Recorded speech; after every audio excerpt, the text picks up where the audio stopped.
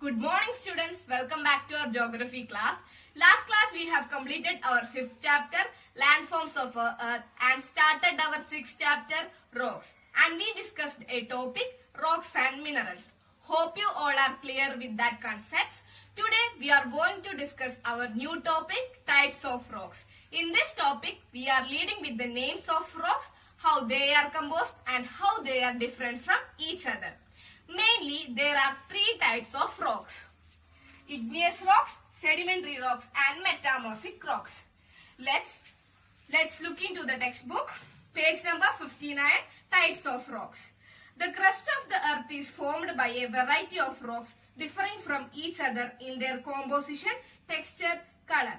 We know that each rock is different from other rock as in their texture, color or their size, mineral, materials present in it. There are three major types of rocks: igneous rocks, sedimentary rocks and metamorphic rocks. Let's look what is igneous rock. The term igneous comes from the Latin word ignis, which means fire. Igneous rocks are those which have solidified from the molten material or lava ejected from the interior of the earth. This molten material is called magma. Volcanic material deposited on the surface of the earth is called as lava. Since they were the first rocks to be formed, so igneous rocks are also known as primary rocks. The term igneous comes from a Latin word ignis, which means fire. Igneous rocks are formed by the solidification of volcanic material ejected from the interior part of the earth to the surface of earth. These rocks are also known as primary rocks as these rocks were formed first. Igneous rock is again divided into two types: extrusive igneous rock and intrusive igneous rock. Let's look what is extrusive igneous rock and intrusive igneous rock. They are formed when the solidification of lava takes place on the surface of earth. When the cooling of the magma occurs on the surface, the cooling process takes rapidly, leading to formation of small crystals. Basalt is a common example of extrusive igneous rocks. These are formed by the solidification of lava on the surface of earth. They take very less time for cooling and they only produce small crystals. Basalt is a common example of extrusive igneous rock. Do you have any doubt? No doubt. Intrusive igneous rocks. They are formed when the magma solidifies below the surface of earth. When magma cools below the surface of earth, the cooling process takes place slowly. Granite is one of the examples for intrusive igneous rock.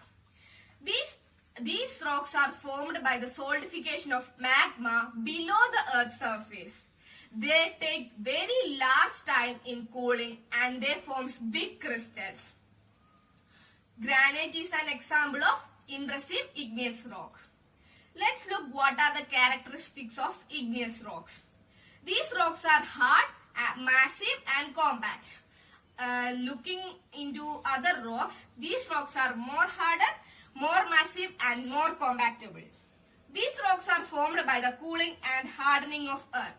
As I told you earlier that igneous rocks are formed by the solidification of volcanic materials. So these are formed of cooling or hardening of earth's crust. Igneous rocks do not have layers. These rocks do not contain layers. These rocks are not easily weathered because there are no pores, so water cannot easily enter. These rocks are very hard and they are not easily weathered up because they do not contain pores on it. By containing pores, water can easily enter through the pores to the rock, but igneous rocks do not contain pores on it. Let's look what is sedimentary rocks. Sedimentary rocks are formed through consolidation of accumulated sediments deposited in huge depressions like sea or lake. The sediments are derived by denudation of the rocks by agents of erosions like rivers, glaciers, winds and waves. These agents are erosion carry the eroded particles of rocks to the huge depressions and deposit them in layers. Such deposited material is called sediment. Sedimentary rocks are formed by the deposition of sediments in huge depressions of lakes and rivers. These particles are carried out by the agents like river, wind, waves, seas, etc. They deposit these particles in the huge depressions of lakes and rivers and forms sediments. Sediment is a medicinal soil. As they are formed through the process of sedimentation, the rocks formed in this manner are called sedimentary rocks. They are formed by the process of sedimentation and these rocks are known as sedimentary rocks. Sedimentary rocks is also known as secondary or derived rocks, as these rocks are derived or carried out by other rocks. Yes, due to which they are given names like stratified or layered rocks, and these layers contain fossil on it. Sedimentary rocks have layers and it contains fossils. Let's look what is the characteristics of sedimentary rocks. Sedimentary rocks are found in layers. As I told you, sedimentary rocks are in a layered form. Most of these rocks contain fossils. What is fossil? The remains of plants and animals may be found in the layers of sediment. Such remains are called fossils. The remaining of plants and animals, it will be in the layers of sediment, and after so many years it will form into a fossil. So sedimentary rocks contains fossils on it. Sedimentary rocks have pores in which water can easily enter. By comparing with igneous rock, sedimentary rocks has pore and igneous rocks do not contain pores. These rocks are prone to weathering because they are soft. This rock is very easy for weathering as they are soft. But igneous rock is harder one and it is difficult for weathering. These hold all rivers of coal, oil and natural gases. This contains all those natural things that contains in soil. Let's look what is metamorphic rock. Metamorphic rocks are formed through the process of metamorphism. The term metamorphism means alternation or transformation. The rocks thus formed are generally compact, harder and bulky than the original rocks.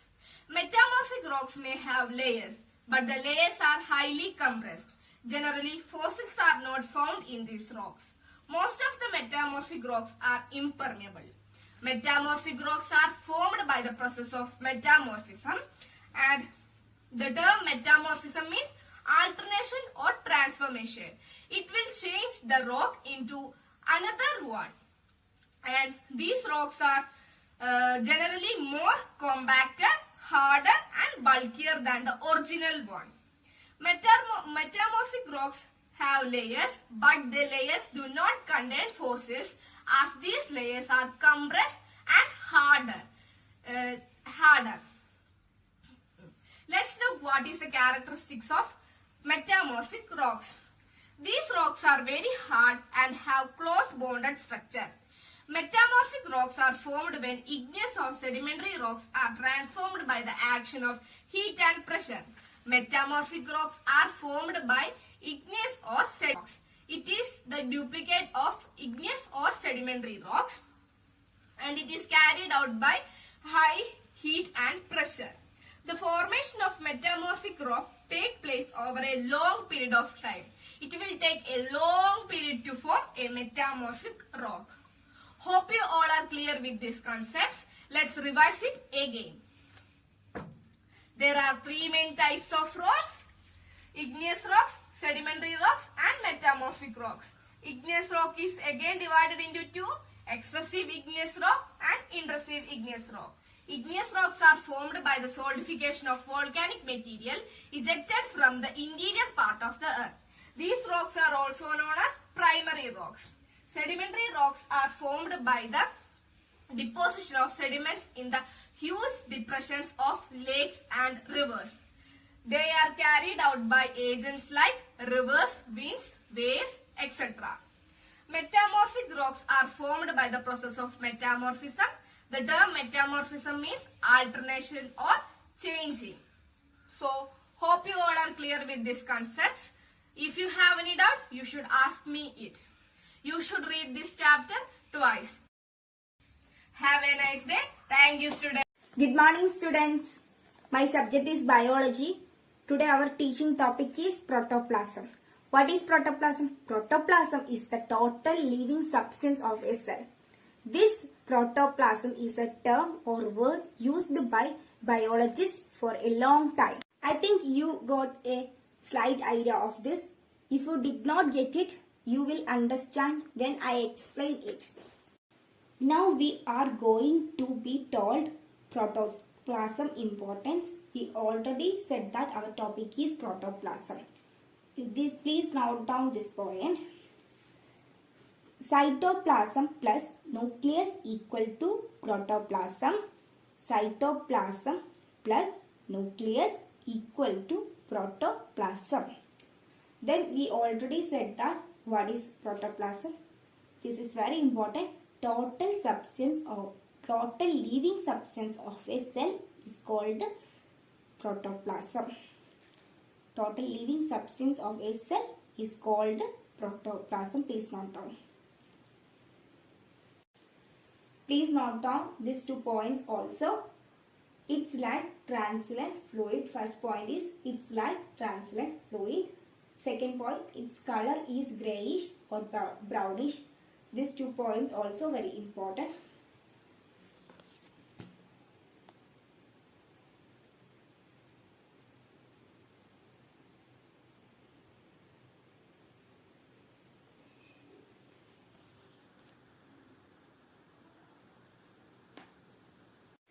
The biologists have been using the term protoplasm for a long time.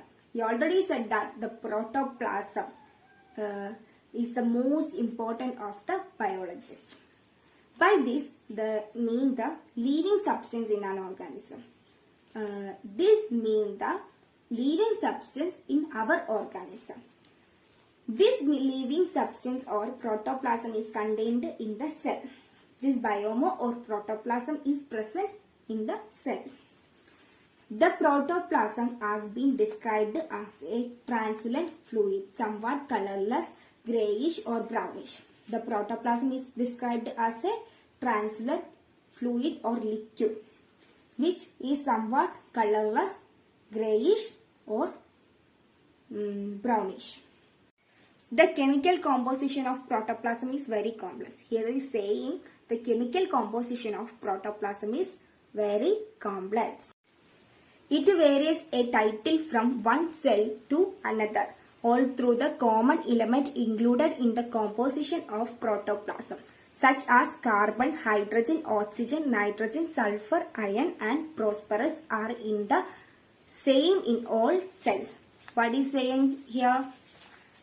Carbon, hydrogen, oxygen, nitrogen, sulfur, the common element included in the structure of protoplasm, such as iron and phosphorus, varies slightly from one cell to another in every cell. So here is saying carbon, hydrogen, oxygen, nitrogen, sulfur, the common element included in the structure of protoplasm, such as iron and phosphorus, varies slightly from one cell to another in every cell. These elements are in the form of specific compounds such as water, proteins, carbohydrates, fat and mineral salt. Here is saying this element is in the form of specific compound such as what?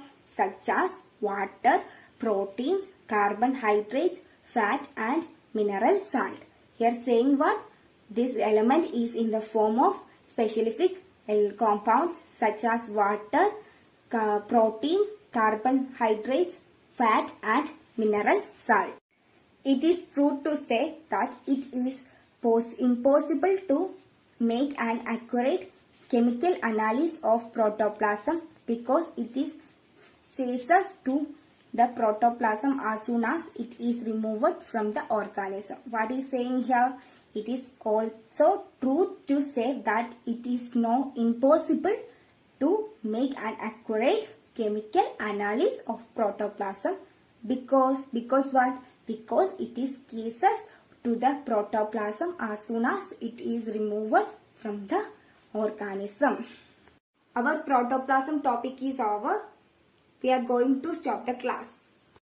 1961 മുതൽ എല്ലാ വർഷവും September 5 അധ്യാപക ദിനമായി ആഘോഷിച്ചു വരുന്നു.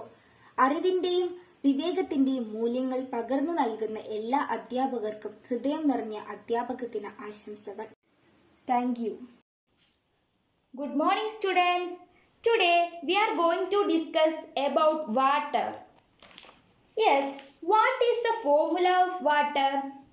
The formula of water is H2O and the chemical name is dihydrogen oxide. We all know that water is the most important natural resources and more than 17% of the earth's area is occupied with water. In the earth, 17% of area is occupied with water. However, hardly 2.5% of this water makes up the world's supply of fresh water. Within 17%, only 2.5% of water is pure. And water exists in all three physical states. What is the three physical states? Yes, solid, liquid and gases. Water exists in all these three physical states and it occurs in both free as well as combined state. Water occurs in both free and combined state. Then, water is the major constituent of all living things and of the environment in which we live. Nearly 17% of our body weight is water. For our body, for our health, water is also important. And water has the ability to dissolve wide range of substance. This is an important feature of water. But water has the ability to dissolve wide range of substance. So it is known as universal solvent. Why water is known as universal solvent? Yes, water has the ability to dissolve wide range of substance. So water is considered as universal solvent. The ability of water to form solution is responsible for all the life process occurring in nature and for substance of life on earth. At the same time, the characteristic is basis causes of solution of water. Okay, then we can go through the physical properties of water.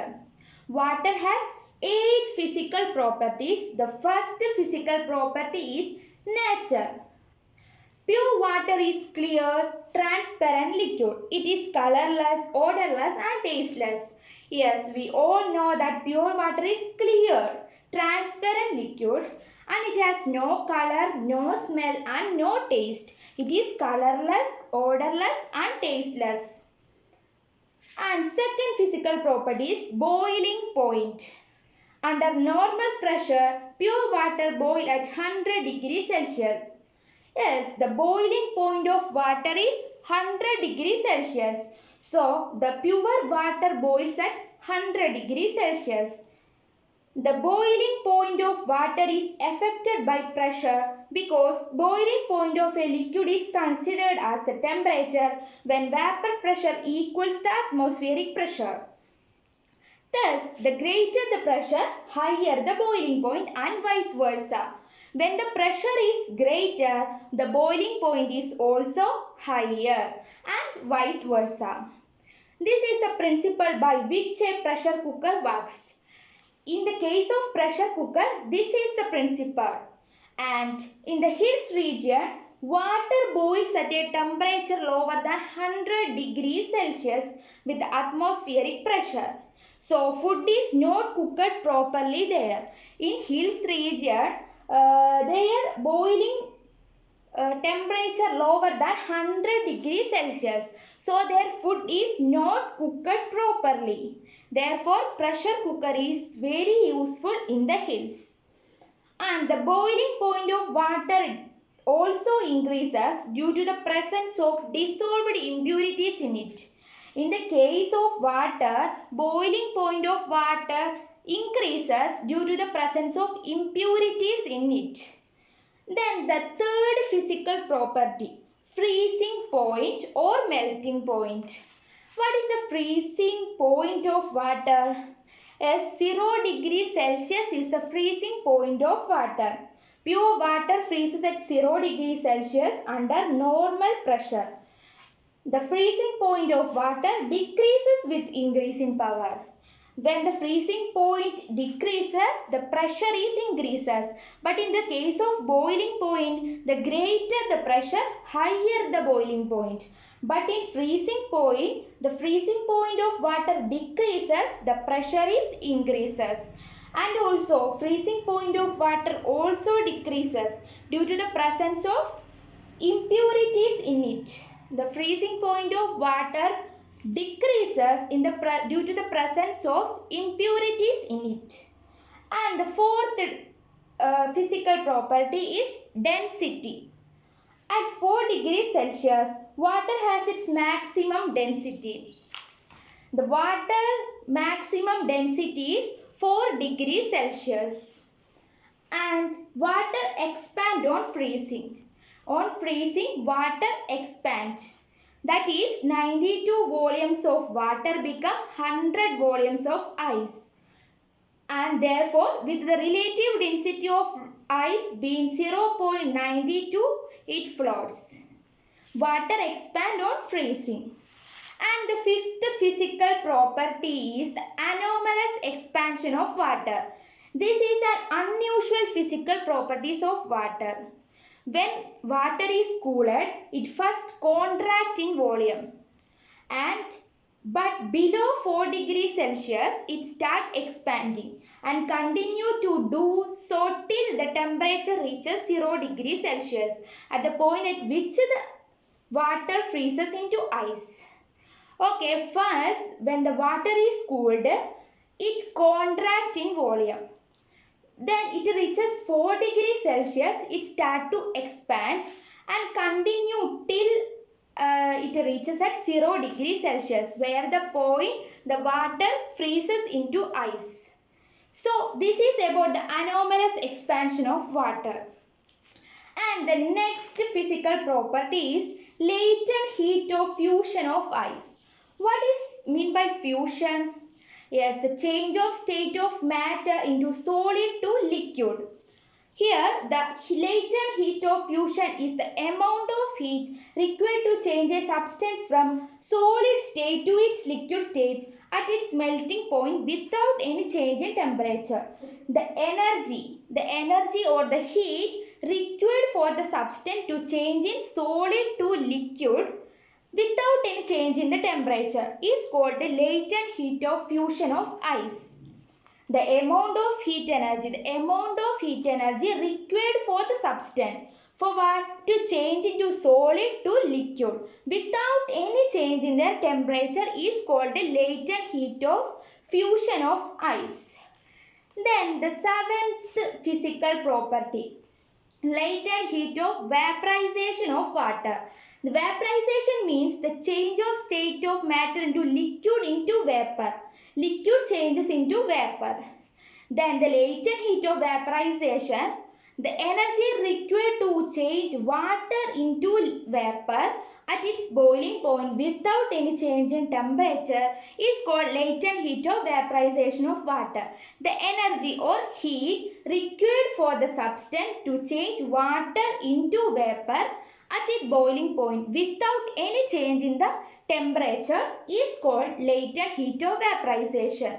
The energy required to change water into vapor without any change in their temperature is called latent heat of vaporization.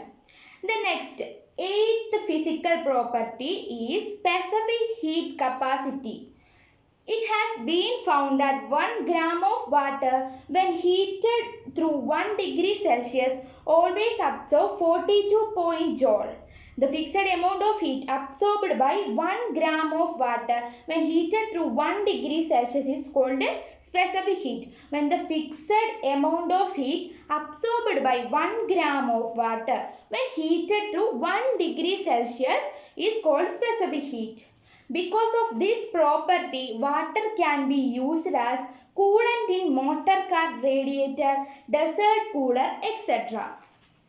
So, I hope you all understand about water and the physical properties of water. Today we discuss 8 physical properties: nature, boiling point, freezing point, density, anomalous expansion, latent heat of vaporization, specific heat capacity. Okay, so you have any doubt? Ask me in the next class. Thank you. Good morning, students. How are you? I hope you are all fine. Today we are going to discuss about our first chapter, that is the Earth as a planet. This chapter is about Earth and its features. Our first topic is Earth, a unique planet. The Earth is one of the 8 planets revolving around the Sun. The Earth is the 3rd planet away from the Sun. Mercury and Venus being the first and second planet from the Sun. It is situated at a distance of about 150 million kilometers from the Sun. The orbit of Earth around the Sun lies between those of Venus and Mars. We know that there are 8 planets in the solar system. They are Mercury, Venus, Earth, Mars, Jupiter, Saturn, Uranus, and Neptune. The Earth is the 3rd planet. The Earth is a living planet. It is the only planet in the solar system having life on it. Most important factors making life possible on Earth are right distance from Sun, presence of atmosphere, presence of water, and presence of solid crust. The first is right distance from Sun. The distance of Earth from Sun is just right to maintain a moderate temperature here. The Earth, situated at an average distance of about 150 million kilometers from the Sun, does not suffer from the effects of extremely high temperature as do Mercury and Venus. The average temperature of Earth on its sunrise side is about 17 degrees Celsius. The presence of atmosphere around the Earth is perhaps the most important factor making it suitable for living organisms. The second factor is presence of water. Presence of water is essential for our survival. We cannot live without water. Water balance is necessary for our survival. Due to the abundance of water here, the Earth is called watery or blue planet. The third factor is presence of atmosphere. The most important elements on Earth's atmosphere for making life possible on Earth are oxygen, nitrogen, and carbon dioxide. Oxygen is present in sufficient amount in the Earth's atmosphere. All organisms need it for respiration. Carbon dioxide is also needed for plants, for life. Nitrogen helps in keeping the surroundings cool, and it's also needed for plants as a nutrients. The atmosphere also acts as a protective layer around the Earth, keeping temperature variations between day and night within a tolerable range. It also absorbs the harmful ultraviolet radiation coming from the Sun. The fourth factor is presence of solid crust. Earth is a terrestrial planet which has a solid crust. The layers of rocks on the surface of the Earth is called the lithosphere. The lithosphere is the source of all minerals. The physical environment of the Earth is made up of 3 important realms. They are hydrosphere, atmosphere, and lithosphere. The 3 realms meet in a narrow zone called biosphere. Let's discuss about the shape of the Earth. In the olden days, it was believed that the Earth is flat. Due to this belief, the sailors were afraid of traveling too far places thinking that they would slip into the bottomless ocean from the edge of the Earth.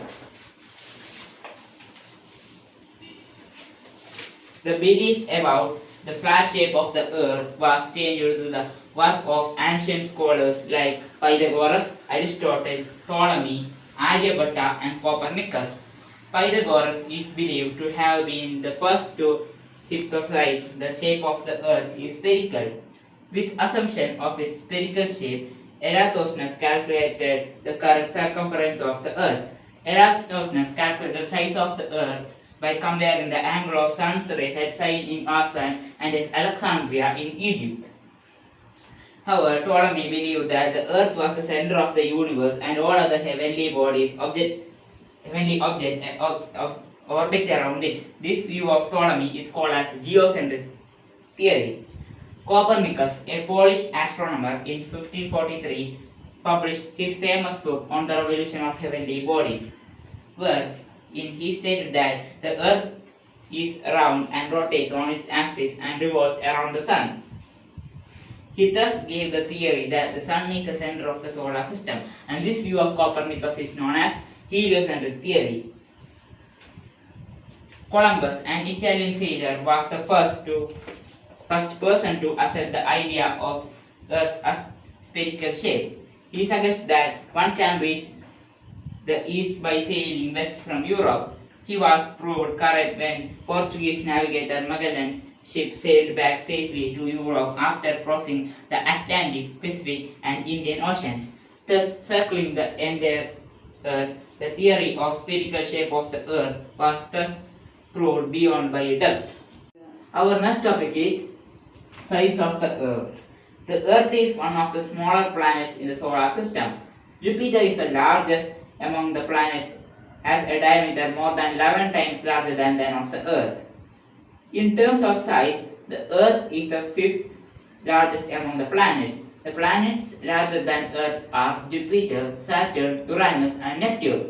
Students, let us revise about today's portion. Today we studied about Earth, a unique planet. The four factors are right distance from Sun, presence of atmosphere, presence of water, and presence of solid crust.